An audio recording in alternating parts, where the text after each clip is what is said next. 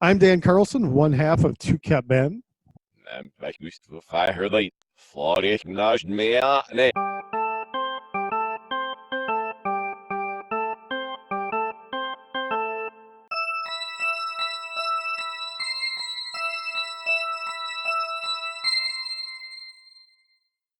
We are reviewing the latest episode of CREEPSHOW.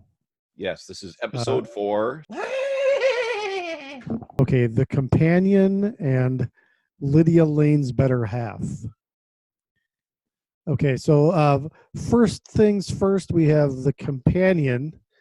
It is the story Yeah. of a boy and his friend. Mm-hmm. I have to say so it's from based on a story by Joe Lansdale, who wrote Bubba Hotep.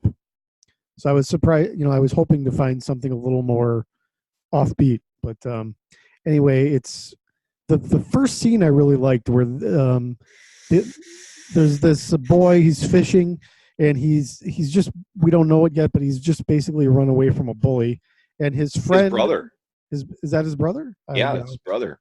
So his brother and his friend actually comes up to him and they start talking, and I just love the dialogue. The banter between them is really natural and funny. It was really Stand By Me-ish. Yeah, I thought if this is the way it's going to be, then this is good. Yeah, I felt the same way at the beginning. I was like, oh, this is a cool episode. And then, the friend leaves, and then he's still fishing, and all of a sudden his bike comes flying over the bridge and lands on the ground.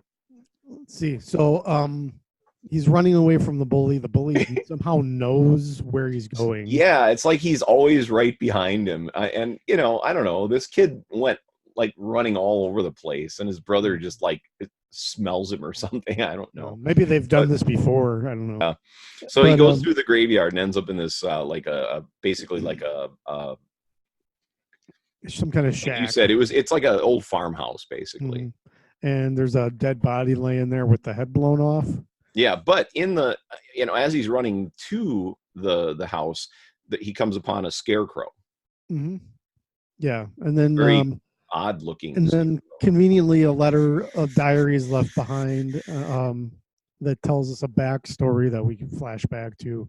And then basically, we learn that the person that took their life had built a scarecrow, and somehow it came to life and killed a little girl. It was actually pretty shocking to see that in the show. I'll say that for the episode. Yeah. I mean, I have to admit the visual effects and the makeup was really well done. Like the body that had its head blown off. I mean, it looked like a decrepit old piece of crap. Are we going to say decrepit now? Uh-huh. Okay. With a big fucking hole in the front and just all, desiccated and shit. Yeah. So that was really well done. Yeah. And I think that it's not, I wanted to like it more because it has good things in it.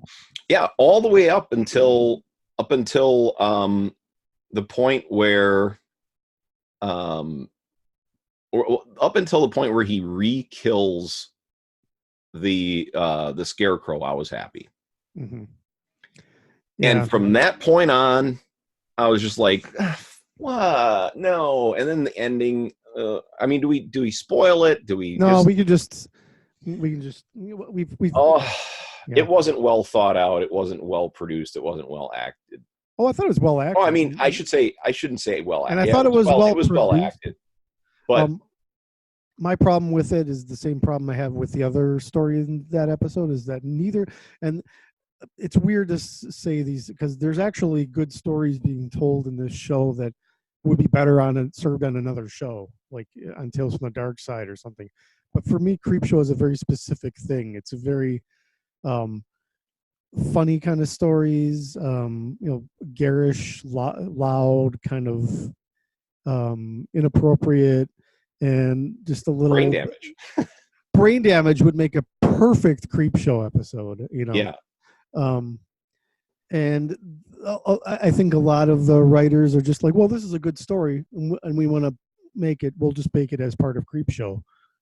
Yeah, where it might be better somewhere else. The ending comes too quickly and not well thought out. Press eject on the scarecrow. I did like I did love the scarecrow itself. It looked kind of creepy and different. Yeah, the scarecrow was definitely well done. Makeup is great.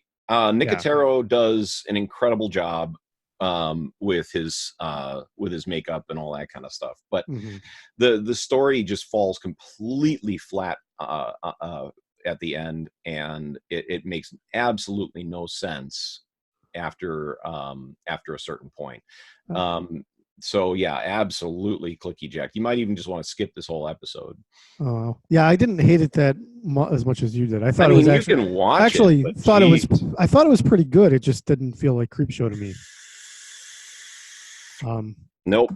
But maybe I have too narrow a view of what Creepshow is supposed to be. But it was a shit show. That's what it was.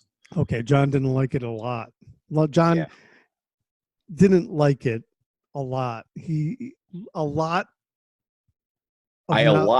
like it. A lot of not liking was what John did with that episode. Yeah, I did a lot of not liking. I didn't think it was that bad. I just thought it wasn't Creepshow. Is what I felt. No, it wasn't Creepshow. The second episode, what's that one called? Lydia's better half. Lydia Lane's better half. Lydia Lane's better half. So basically this starts out with two people brought over into this woman's office because they're both competing for a management position or some big executive, right? Like, and huge, like $1 million. One's a guy, one's a woman. The guy gets the promotion. The woman, who is a lover with the woman that's doing the hiring, is really pissed off about having been passed over. Yeah, and so really quick on the background on that, on the lady doing the hiring, she was the woman of the year of a corporation for her that promotes female equality in the workplace and solidarity in women and stuff like that, and then picks the dude for the promotion. And that got the impression that he wasn't necessarily more qualified. Right, and the fact that he was going to get sent out of the country. Right. And the reason I think that she gave the promotion to him was because she didn't want the other girl to leave. She wanted to keep her around. Yeah. Right. Yeah. And then the way she presented it to her is it was as if it was almost like she was just going to be her sidekick. In fact, it seems to me like if they were on intimate terms, that might be something that she might have let her know about before ambushing her with this. Right. So it all felt very part of it felt very artificial to me. Yeah. There's no problem with the acting. I thought the acting was great. The directing was good. My problem with it, basically, she's angry at her. They have a fight. It's a little bit of physical altercation begins to happen, and then the boss accidentally kills her lover, and it's basically it pushes her over a sofa, and her head goes backwards onto an award, a Woman of the Year award, yeah, which was made out of like crystal or something, and went right into the back of her head. Yeah, killed her instantly, and then she's moving the woman on her chair down the hallway, trying to get her into the car so that she can leave and figure out what to do. She's going to try to make it look like a accident, a car accident, right? And that all goes south when they both get stuck in the elevator, and then basically for 24 or 48 hours or something. 48 hours, yeah, over a weekend kind of thing. Yeah, but it's at the same time that LA is having one of its worst blackouts or brownouts, or it's because of an earthquake. Oh, okay. And they so they're stuck there. There are no Creepshow aspects up until the point that we're already talking about. Right. It's just a story. Yeah, and it's I think it would work better in print than it does visually. Yeah. Because once you get very short comic book, even at 20 minutes, it was a little bit of it was dragging a bit. It was a drag. Yeah. It dragged at the beginning. It dragged in the elevator. I was into the beginning because I thought it was well acted, well written, dialogue wise, and I was willing to see where it was going to go. But once they got stuck in the elevator, I'm like, oh, they're just going to be stuck in the elevator, and I know where this is going. Yeah, exactly. And not only that, but there was no horror. I mean, none of it was. Well, there was some, but it was certainly not. None of it was scary. I mean, not funny either. Scary. Not funny, not scary. Again, like I said, I'm probably being too narrow, but for me, Creepshow is humorously scary stories. I mean, you think about what Stephen King turning into a giant weed, Ted Danson coming back from the dead to, to after he's been drowned. All of that. I mean, all of them were very borderline comedic and gory and just a fun little gross out, like the kind of stuff that a 13-year-old would say, "Ooh, that was gross," Yeah, and like very shot, very comic bookish. Yes, shot with very comic much book like angles and comic book colors and all of that kind of stuff. The wham bam kind of stuff. Unmotivated lighting, like red bathed lighting, white, blue lighting out of nowhere. Right.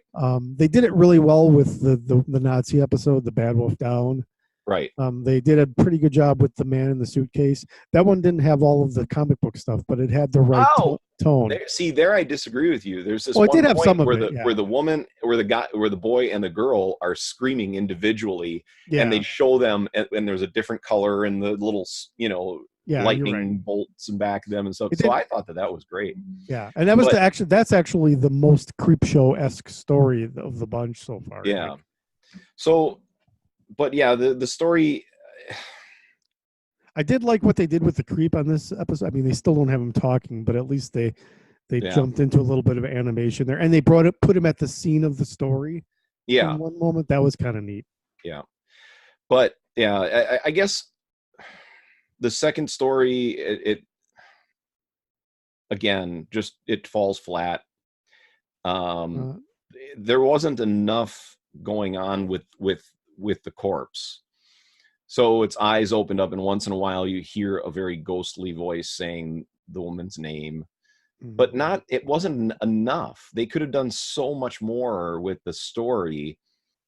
And then the hand that comes out of the hole in her head.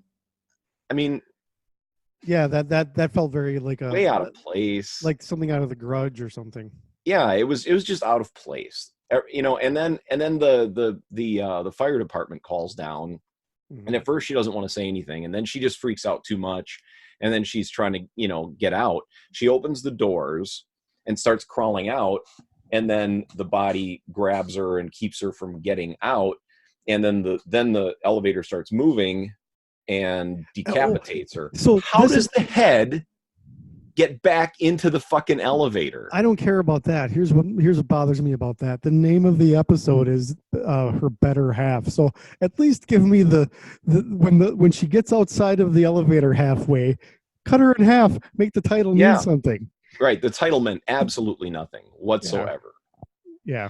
And how did the head get back into the elevator? The head was outside the elevator and got chopped off. It would have been not sitting in the corpse's lap. Well, there's lapses of logic throughout, so I can give that a pass because the whole thing was no worse a lapse of logic. Yeah. So I'm gonna say for both stories for this whole episode, press eject. Yeah, definitely eject.